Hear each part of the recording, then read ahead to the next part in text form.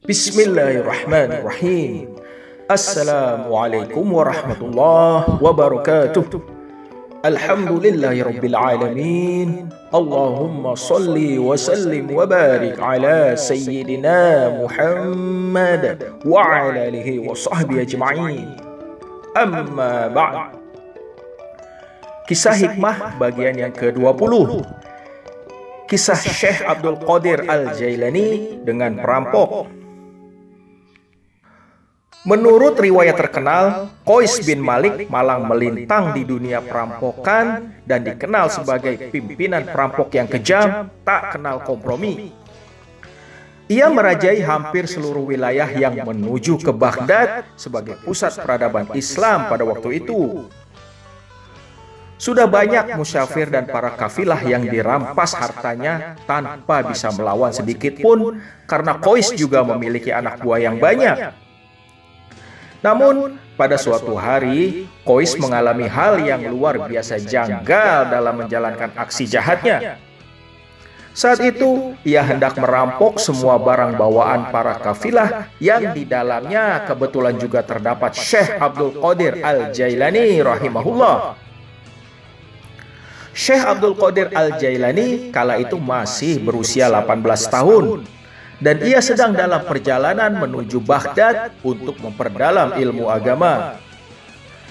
Dalam perjalanannya, para kafilah itu diserang tidak kurang dari 60 orang perampok yang kesemuanya adalah anak buah Qais. Seluruh harta kafilah tersebut dirampas dengan paksa oleh mereka.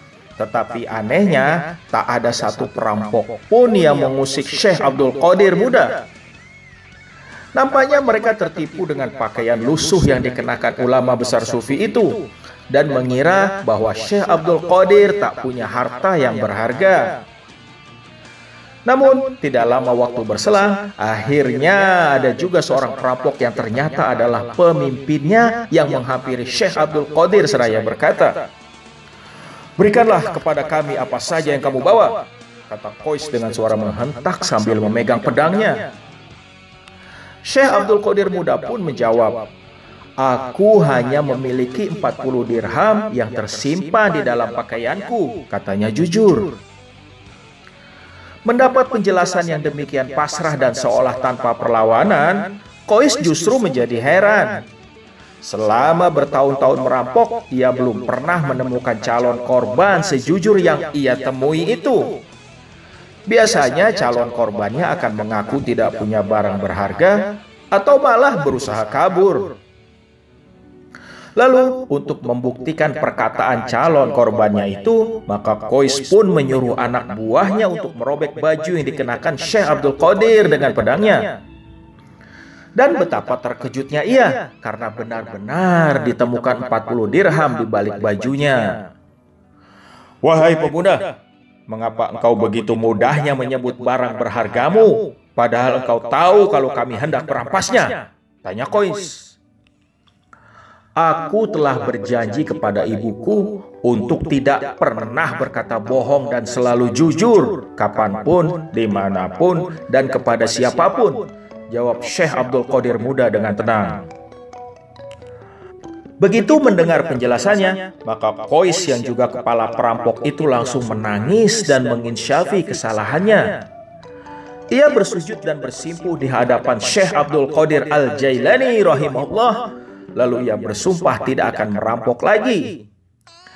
Ia pun bertobat di hadapan Syekh Abdul Qadir dan diikuti oleh semua anak buahnya, lantaran karomah dan kejujuran Syekh Abdul Qadir Al-Jailani. Dan menurut riwayat, Qais inilah yang kelak menjadi murid pertama dari Syekh Abdul Qadir Al-Jailani rahimahullah.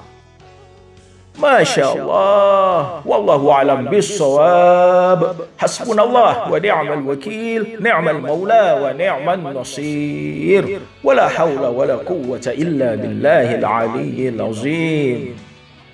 Demikian, semoga bermanfaat. Wallahul muwaffiq ila aqwamit thariq. Akhirul kalam. Assalamualaikum warahmatullahi wabarakatuh.